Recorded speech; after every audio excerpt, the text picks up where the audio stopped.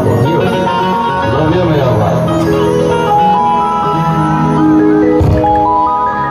एक मंच के आगे जे भी भैया चाचा माई बहन जे भी आई बोलो सबके मंच के जरिए गोड़ छुए गोड़ लागता नहीं, एक ताली बजा के आशीर्वाद देना जाए। क्या बात है, लव यू मेरा भाई जियो।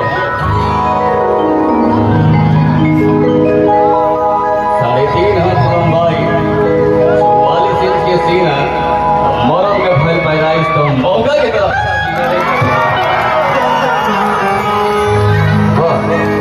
क्या बात है, लव यू। आज श्याम भैया के घर पे शुभ अवसर पे आवे के मौका मिलल बा, सब कलाकार के इधर कुछ सुनावे के मौका मिलल बा, कि हमनी ला बहुत खुशी की बात बा। और हमनी के लिए गार्जियन समान विधायक चाचा बैठल बानी, स्वर के देवी विद्या दायनी माई सरस्वती है, पहले माई के भजन ओकरा बात तो होइबे करेगा। जियो, लव यू मेरा भाई, क्या बात है। दुनिया के कहीं मंजिल रह गए बा, सिर्फ और सिर्फ संध्या संध्या संध्या। ना हो सके तो दोनों बात बा, अगला जन्म तक तो हार इंतजार करो, ताकि ये जन्म में तो के दिल देवा तो दूर दिल देने के बारे में सोचे वाला के दिल में इतना गोली मारो, इतना गोली मारो, एक जन्म तक 7 जन्म तक दिल भी नहीं लगा सका।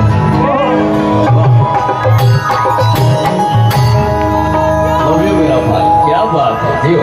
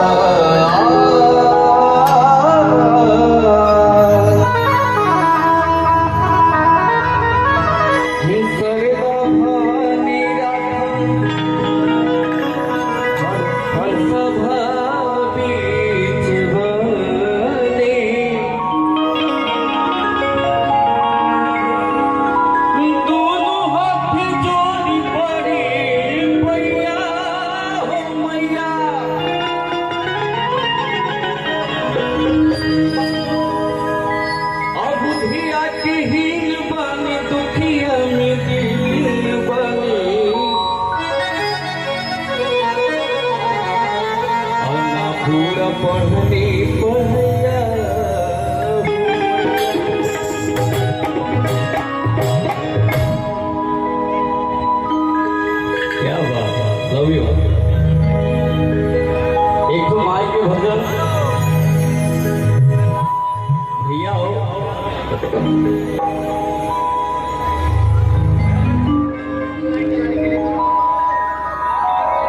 भैया हो, कम पढ़ल लिखल इंसान है, लेकिन जौन भी जानीला बस ये जानीला कि आप लोगों के आशीर्वाद से गाल देते हैं। मेरे भाई जब चिल्लाते हैं ना तो और जुनून आता है। लव यू मेरा भाई। विधायक चाचा जितेंद्र राय जी बानी मंच पे, चाचा के बहुत बहुत आशीर्वाद। और दीजू भाई हमारे स्टूडियो वाले, लव यू भाई, जहाँ भी हो खुश रहो। क्या बात है, एक तो भाव जौनपुर शीतला धाम चौकिया, ये हमारे माई बहन आई बड़ी जा भैया चाचा जी भी बा, बहुत अच्छा लग रहा बा सबके देख के। लेकिन हम चाहते हैं कि जब हम गाई तो आप लोगों के जुनून और जोश दिखे के चाहिए, तब हम लोग गावे में मजा आई हो भैया।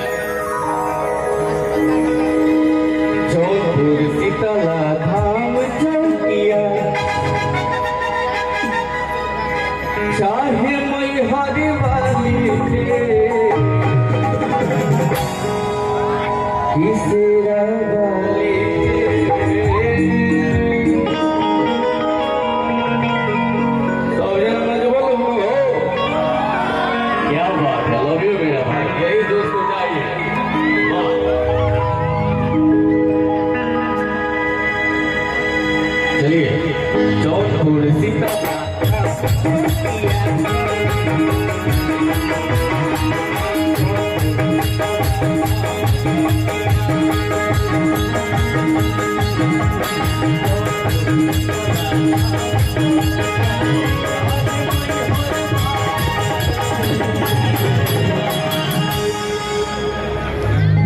यार कहीं भी जोश दिखाई नहीं दे रहा है। वाह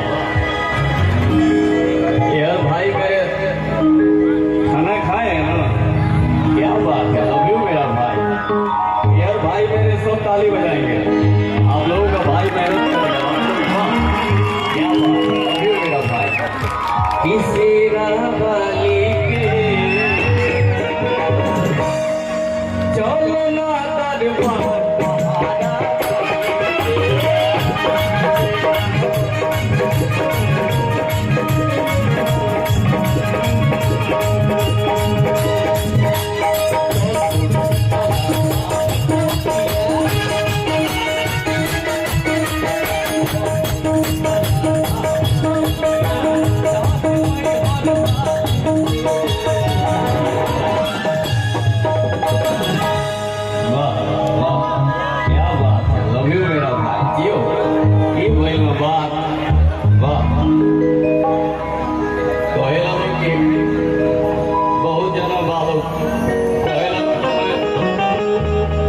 नमक हिंदुस्तान का खाता हूँ और पाकिस्तान का खाता हूँ, लेकिन आपका भाई बोलता है लाहौर तेरी माँ का। जलते हुए दियों को बुलाने क्या बुझाएंगे, तो मुर्दों को जला नहीं पाते, मुजीबों को क्या जलाएंगे। क्या बात है। अब यार से मेरे भाई सब ताली बजाएंगे, ठीक है ना। किसी चलो ना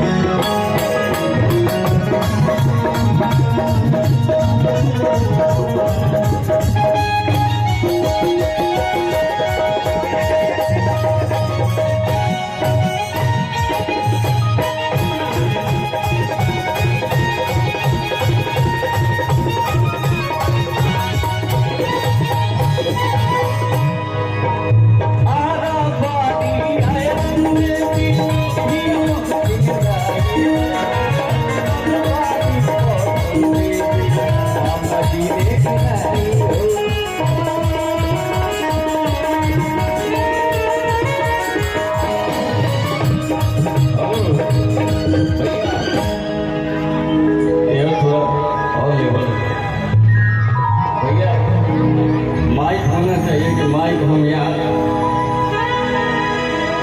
क्या बात। लव यू मेरा यो यो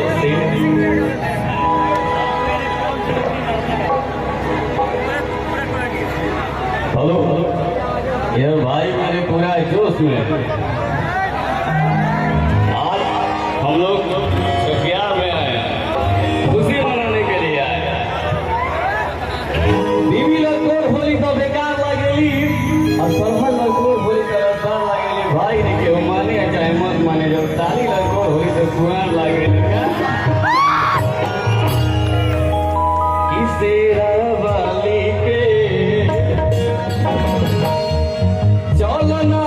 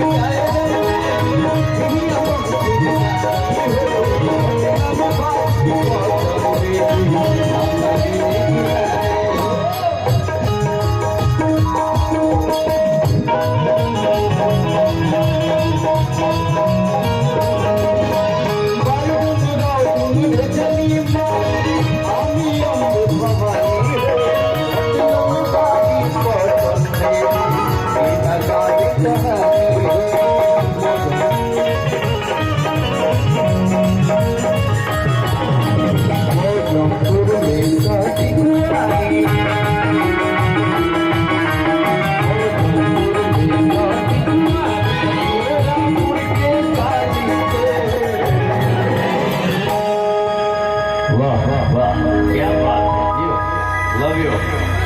लव यू मेरा भाई।